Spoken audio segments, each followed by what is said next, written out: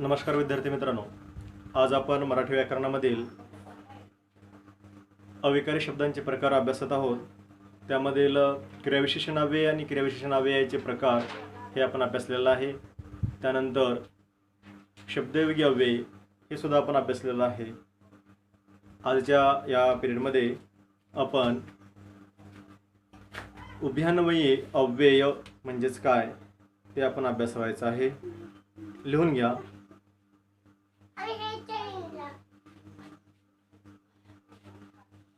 उभयान्वयी अव्यय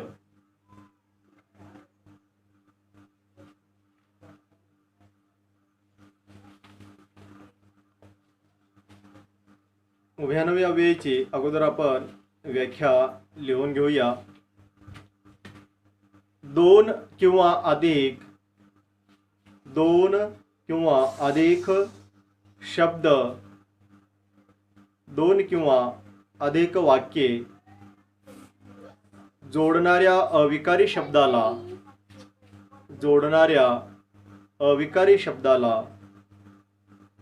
उभयान्वयी अव्यय असे म्हणतात.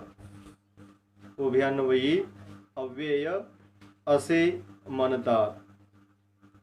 आता इकडे लक्ष द्या, उभयान्वयी अव्यय कशाला म्हणायचं आहे. दोन किंवा अधिक शब्द किंवा दोन किंवा अधिक वाक्य यांना जोडणारा जो अविकारी शब्द असतो त्यास उभयान्वयी अव्यय असं म्हणायचं आहे. बघा आता, उभयान्वयी अव्यय म्हणजेच काय, दोन शब्दांना जोडणारा किंवा दोन वाक्यांना जोडणारा जो अविकारी शब्द असतो त्यास आपण उभयान्वयी अव्यय असं म्हणतो. उभय या शब्दाचा अर्थच असा होतो की दोन शब्दांना जोडणारा. अन्वय म्हणजेच संबंध. त्यामध्ये दोन शब्दांना जोडणारा जो काही अविकारी शब्द असेल त्यास आपण उभयान्वयी अव्यय असे म्हणतो. काही उदाहरण आपण या ठिकाणी लिहून घेऊ. उदाहरणार्थ,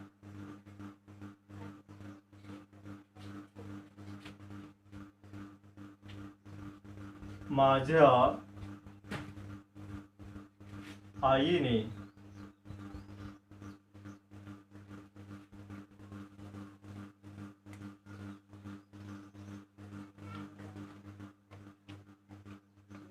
मंडईतून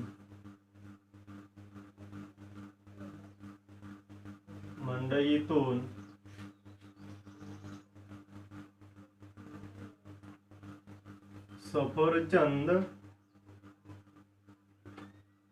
व पेरू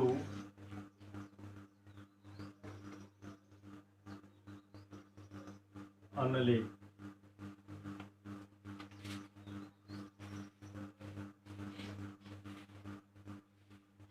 दुसरं उदाहरण लिहून घ्या.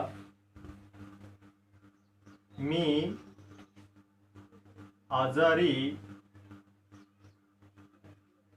आहे म्हणून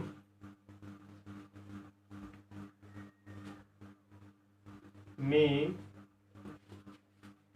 शाळेत जात नाही.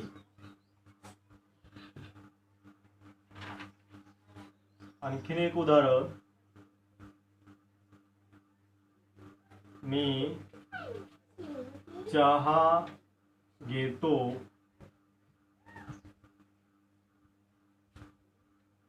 आणि कॉफी सुद्धा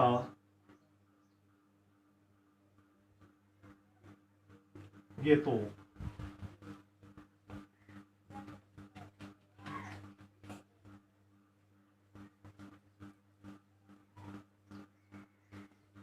आता या ठिकाणी 2-3 उदाहरण आपण घेतलेले आहेत. यामधील पहिलं उदाहरण आहे, माझ्या आईने मंडईतून सफरचंद व पेरू आणले. दुसरं आहे, मी आजारी आहे म्हणून मी शाळेत जात नाहीये. आणि तिसरं आहे मी चहा घेतो आणि कॉफी सुद्धा घेतो. अशा प्रकारे हे 3 वाक्ये या ठिकाणी आहेत. या 3 वाक्यामध्ये व, म्हणून आणि हे जे काही 3 शब्द इथं आलेले आहेत हे अविकारी आहेत. आणि पहिल्या वाक्यामध्ये सफरचंद व पेरू असं या ठिकाणी आलेलं आहे.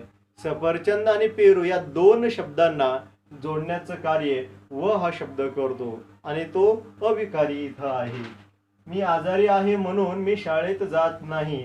तर या ठिकाणी मी आजारी आहे हे एक वाक्य आणि मी शाळेत जात नाही हे एक वाक्य, असे 2 वाक्यांना जोडण्याचं कार्य म्हणून हा शब्द करतो. तसेच तिसऱ्या वाक्यामध्ये मी चहा घेतो आणि कॉफी सुद्धा घेतो असं इथं म्हटलेलं आहे. म्हणजे इथं सुद्धा मी चहा घेतो हे एक वाक्य, कॉफी सुद्धा घेतो हे एक वाक्य, असे 2 वाक्यांना जोडण्याचं काम आणि हा शब्द इथं करतो. म्हणजेच या ठिकाणी 2 शब्दांना किंवा 2 वाक्यांना जोडण्याचं जो कार्य करतो आणि तो अविकारी आहे, हे अविकारी आहेत. लिंग वचन विभक्तीप्रमाणे ते बदलत नाही आहेत, अविकारी असे आहेत. म्हणून यांना आपण उभयान्वयी अव्यय असे या ठिकाणी आपण म्हणतो. आता उभयान्वयी अव्ययांचे काही प्रकार पडतात. ते प्रकार हे आपल्याला अभ्यासणं गरजेचं आहे शालेय अभ्यासक्रमासाठी, तसेच स्पर्धात्मक परीक्षेच्या अभ्यासासाठी अत्यंत महत्त्वपूर्ण हा घटक आहे. म्हणून याकडेही आपण लक्ष देणं गरजेचं आहे. आता वाक्यामध्ये 2 उपवाक्ये असतात. आता ते कशा प्रकारचं ते पाहूया. प्रधान वाक्य. आता प्रधान वाक्य कशाला म्हणायचं आहे? ज्या वाक्यात एक स्वतंत्र विचार सांगितलेला असतो. ज्या वाक्यात एक स्वतंत्र विचार सांगितलेला असतो त्यास प्रधान वाक्य असे म्हणतात. आता प्रधान वाक्य म्हणजेच काय? तर ज्या वाक्यामध्ये एक स्वतंत्र विचार सांगितलेला असतो त्यास प्रधान वाक्य असं म्हणायचं आहे. आणि गौण वाक्य. आता गौण वाक्य म्हणजे नेमकं काय आहे? ज्या वाक्यात एक स्वतंत्र विचार सांगितलेला नसतो. ज्या वाक्यात एक स्वतंत्र विचार सांगितलेला नसतो व ते वाक्य दुसऱ्या कोणावर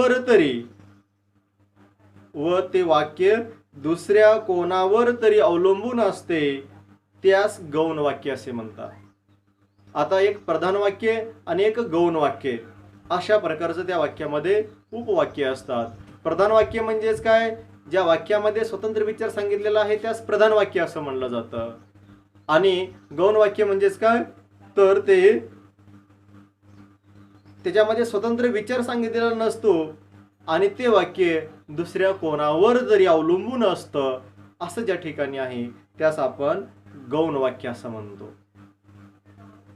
आता उभयान्वयी अव्ययांचे काही प्रकार पडतात. ते प्रकार आपण या ठिकाणी लिहून घेऊया.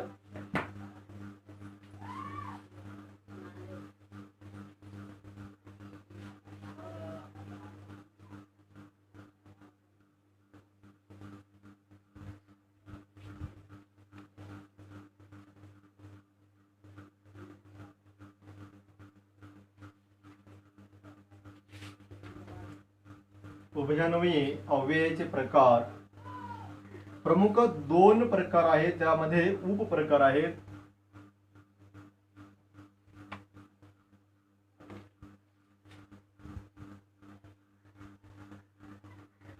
पहिलं आहे प्रधानत्व सूचक उभयान्वयी अव्यय.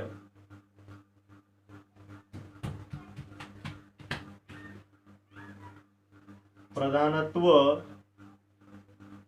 सूचक उभयान्वयी अव्यय. प्रधानत्व सूचक उभयान्वयी अव्यय. उभयान्वयी अव्यय कंसामध्ये प्लस प्लस असं लिहा. पहिला प्रकार आहे समुच्चय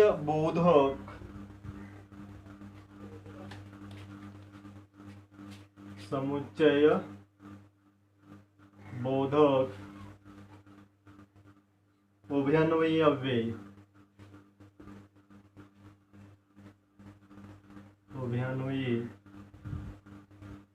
अव्यय.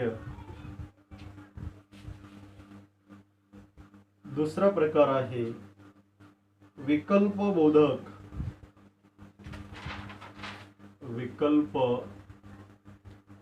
बोधक उभयान्वयी अव्यय. तिसरा आहे न्यूनत्व बोधक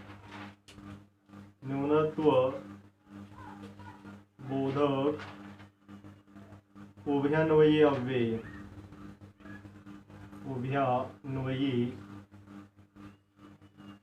अव्यय. चौथा आहे परिणाम बोधक उभयान्वयी अव्यय. परिणाम बोधक उभयान्वयी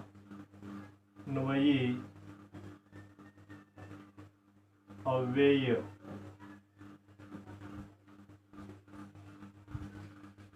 या ठिकाणी उभयान्वयी अव्ययांचे प्रकार प्रमुख दोन प्रकार या ठिकाणी पडतात. त्यामध्ये प्रधानत्व सूचक उभयान्वयी अव्यय. या प्रधानत्व सूचक उभयान्वयी अव्ययांचे हे 4 उपप्रकार या ठिकाणी पडत असतात. यामध्ये समुच्चय बोधक उभयान्वयी अव्यय हा पहिला. दुसरा आहे विकल्प बोधक उभयान्वयी अव्यय. तिसरा आहे न्यूनत्व बोधक उभयान्वयी अव्यय. आणि चौथा आहे परिणाम बोधक उभयान्वयी अव्यय. असे हे 4 प्रकार आहेत. तसेच आणखीन 4 प्रकार आहेत ते आपण इथं अभ्यासूया.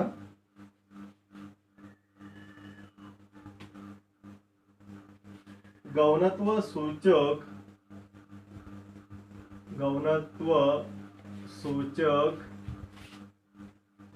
उभयान्वयी अव्यय.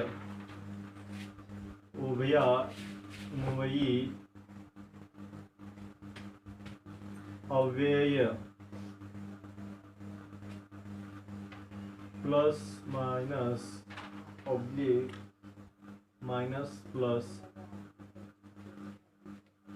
पहिला प्रकार यामधील स्वरूप बोधक उभयान्वयी अव्यय. स्वरूप बोधक उभयान्वयी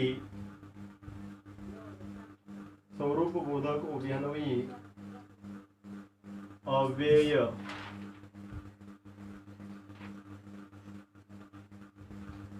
प्लस मायनस. दुसरा प्रकार आहे कारण बोधक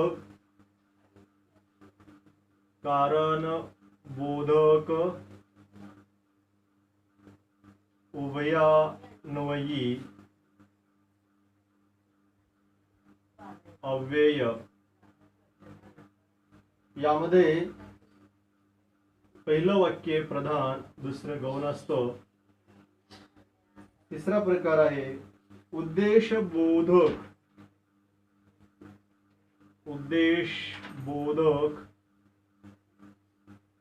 उभयान्वयी अव्यय.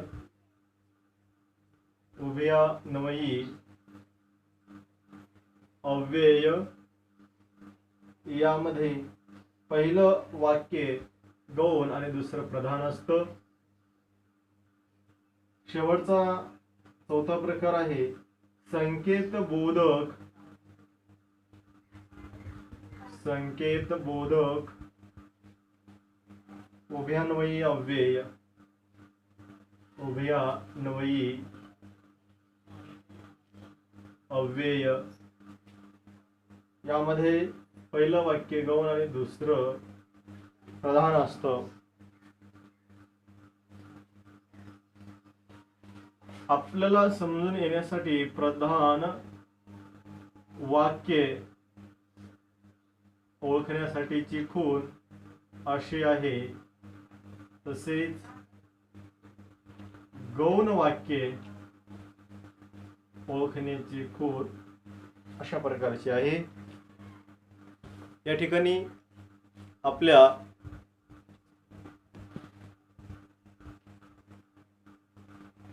लक्षात इथं आलेलं असेल तर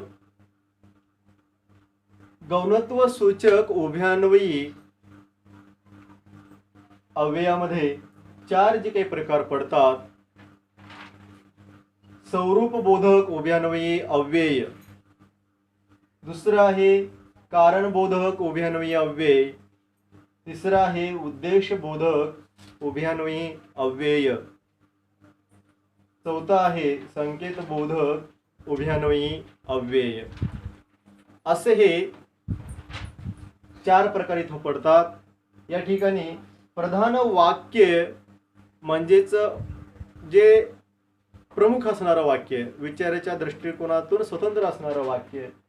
त्याच्यानंतर गौण वाक्य हे दुसऱ्या वाक्यावर अवलंबून असणारं, स्वतंत्र वाक्य नसणारं, असं जे आहे त्यास आपण गौण वाक्य म्हणतो. प्रधान वाक्य या चिन्हाने आणि गौण वाक्य या चिन्हाने दर्शवलं जातं. आता आपल्याला या ठिकाणी सुरुवातीला प्रधानत्व सूचक उभयान्वयी अव्यय कशाला म्हणायचं आहे ते आपण या ठिकाणी व्याख्या लिहून घेऊया. लिहून घ्या. प्रधानत्व सूचक उभयान्वयी अव्यय दोन प्रधान उपवाक्ये जोडणाऱ्या, दोन प्रधान उपवाक्ये जोडणाऱ्या उभयान्वयी अव्ययास प्रधानत्व सूचक उभयान्वयी अव्यय असे म्हणतात. बघा ही व्याख्या आहे.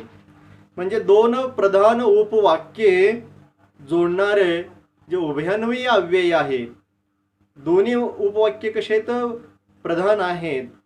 म्हणजेच स्वतंत्र विचारसरणीचे असे असणारे प्रधान प्रमुख असे दोन्ही वाक्य आहेत. आणि त्याला जोडणारा जो अव्ययाचा शब्द आहे त्यास आपण प्रधानत्व सूचक उभयान्वयी अव्यय असं आपण म्हणतो. अशी ही प्रधानत्व सूचक उभयान्वयी अव्ययाची व्याख्या.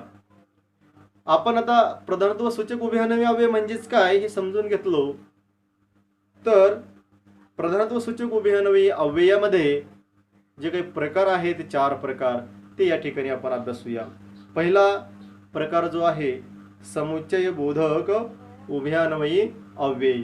पहिला प्रकार जो असणारा समुच्चय बोधक उभयान्वयी अव्यय. व्याख्या याची लिहून घ्या. दोन शब्दांच्या किंवा वाक्यांच्या बेरीज, दोन शब्दांचा किंवा वाक्यांचा बेरीज किंवा मिलाप दर्शविला जातो. बेरीज किंवा मिलाप दर्शविला जातो. त्यास समुच्चय बोधक उभयान्वयी अव्यय, त्यास समुच्चय बोधक उभयान्वयी अव्यय, त्यास समुच्चय बोधक उभयान्वयी अव्यय असे म्हणतात.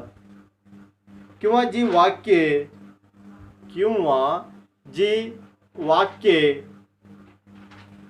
आणि व अन शिवाय आणखी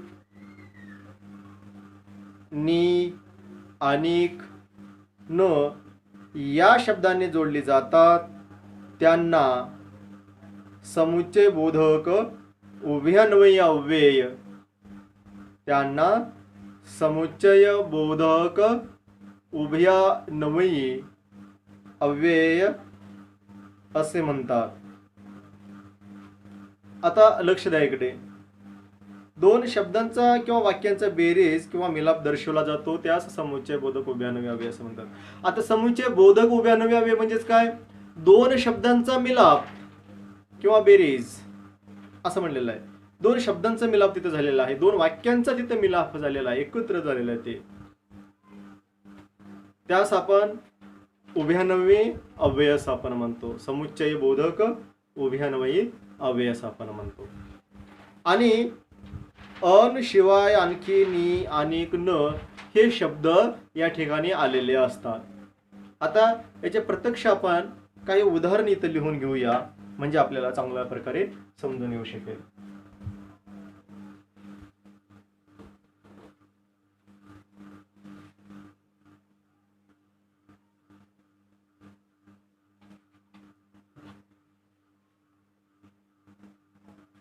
काही शब्द आहेत आणि, व, अन, शिवाय, आणखी,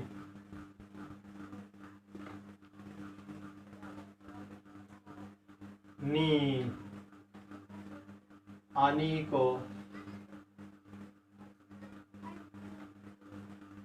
आणिक, न इत्यादी असे हे शब्द आहेत.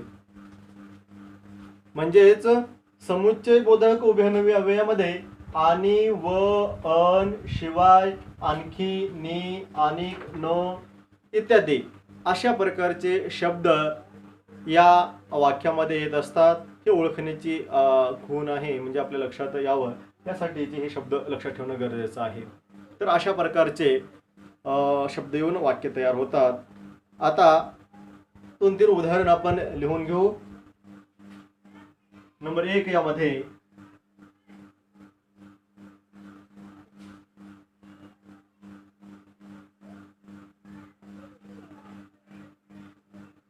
मुले वर्गात आली आणि शांत बसली.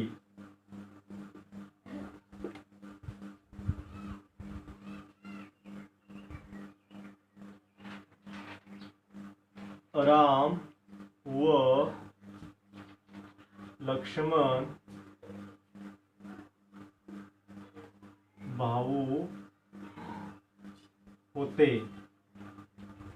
तिसरे एक उदाहरण लिहून घेऊ.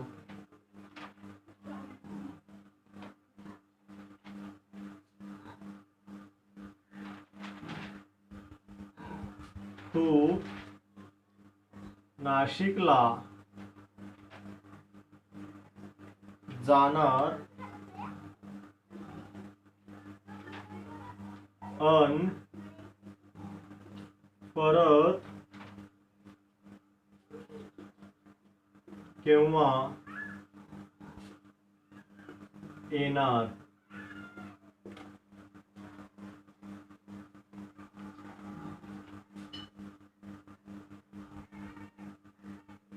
चौथे एक उदाहरण लिहून घेऊ. चिवूने रामास खाऊ दिला. रामास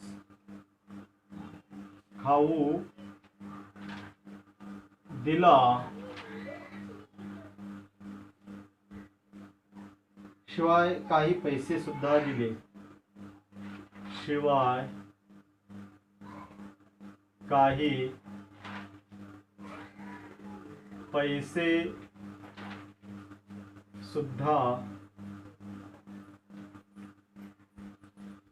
दिले.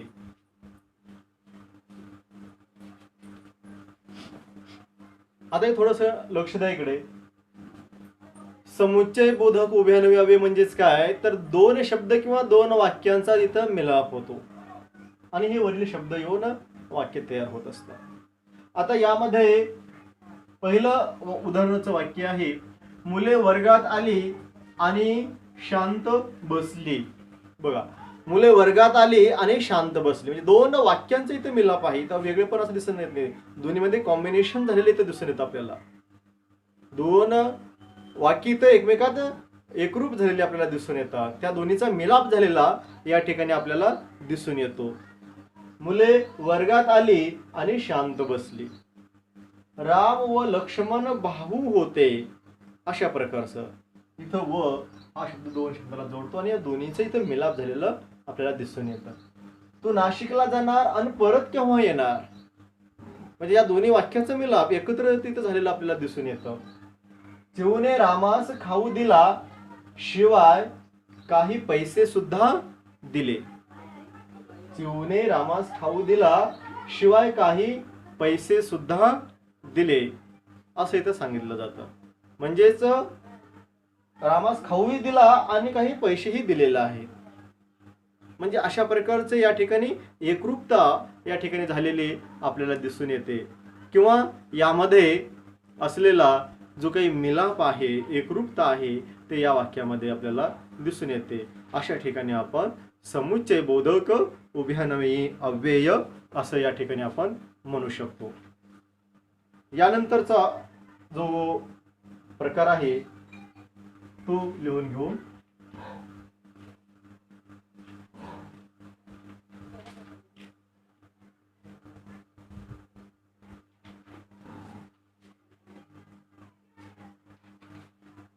दुसरा आहे विकल्प बोधक उभयान्वयी अव्यय.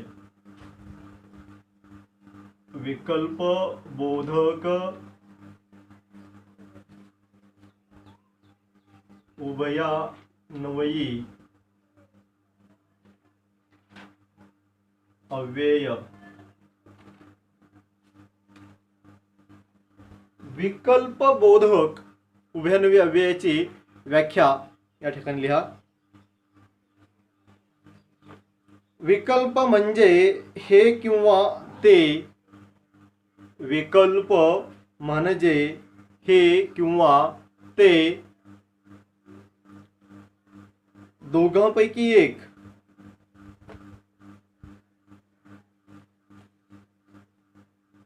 असा अर्थ व्यक्त करणाऱ्या अव्ययास विकल्प बोधक उभयान्वयी अव्यय असे म्हणतात. विकल्प बोधक उभयान्वयी अव्यय असे म्हणतात. उदाहरणार्थ काही शब्द लिहून घेऊ आपण इथं.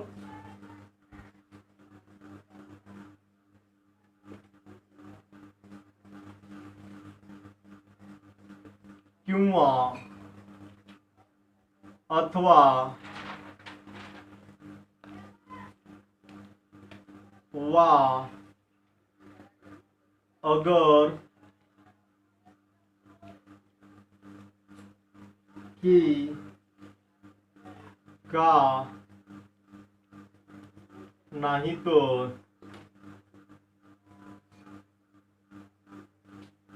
इत्यादी शब्द.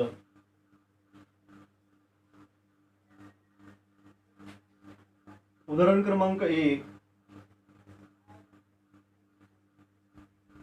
आम्ही शाळेत जाऊ, अथवा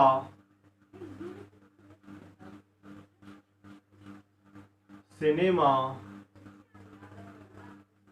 पाहू. दुसरं उदाहरण आहे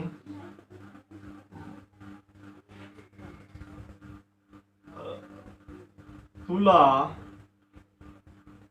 पैसा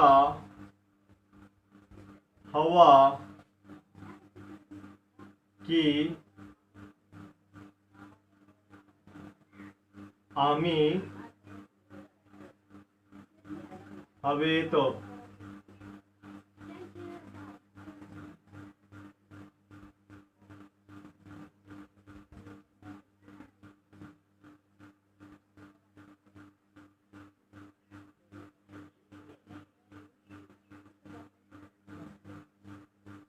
देह जाओ,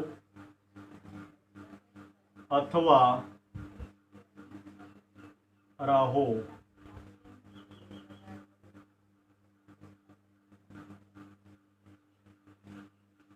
तू मला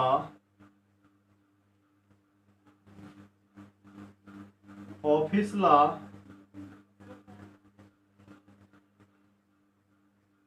अगर घरी भेटायला ये.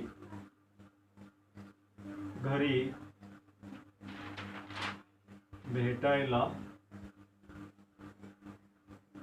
ये.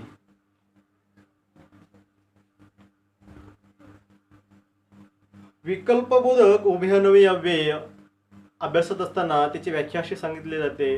हे किंवा ते असं इथं विकल्प, हे किंवा ते असं इथं ज्या ठिकाणी असतं तर त्यास विकल्पबोधक उभयनवी अव्यय असं म्हणायचं आहे. ज्या ठिकाणी विकल्प असतो त्या वाक्यामध्ये हे किंवा ते असं ज्या ठिकाणी असतं त्यास विकल्पबोधक उभयनवी अव्यय म्हणतात. आता या ठिकाणी किंवा, अथवा, वा, अगर, की, का, नाही तर इत्यादी असे काही शब्द येऊन वाक्य इथं तयार होतात. यामध्ये पहिलं वाक्य आहे आम्ही शाळेत जाऊ अथवा सिनेमा पाहू असं इथं सांगितलेलं. दोन वाक्य इथं आलेले आहेत. म्हणजेच ह्या वाक्यामध्ये आम्ही शाळेत जाऊ अथवा सिनेमा पाहू असं म्हणलेलं आहे. म्हणजे शाळेत जाऊ किंवा सिनेमा बघू आम्ही आता ते आमच्या इच्छेनुसार अशा प्रकारचं. हे शाळेत जाऊ किंवा सिनेमा पाहू, शाळेत जाऊ अथवा सिनेमा पाहू असं. तुला पैसा हवा की आम्ही हवेत. तुला पैसा हवा आहे की आम्ही हवे आहोत आपण म्हणत असतो बऱ्याच वेळेस मित्रांना वगैरे म्हणत असताना. म्हणजेच तुला फक्त पैसाच हवा आहे का, तुला माणसांची आवश्यकता नाही का आपण असं म्हणतो. किंवा तुला पैसा हवा की आम्ही हवे आहोत असं इथे विचारलेलं आहे. देह जावो अथवा राहो अशा प्रकारचं एक अभंगातील ओळ सुद्धा आलेली आहे. देह जावो अथवा राहो. तू मला ऑफिसला अगर घरी भेटायला ये. तू मला ऑफिसला अगर घरी भेटायला ये. म्हणजे तू ऑफिसमध्ये ये किंवा घरी भेटायला ये अशा प्रकारचं ज्या ठिकाणी असतं त्यास आपण विकल्पबोधक उभयनवी अव्यय असे म्हणतो.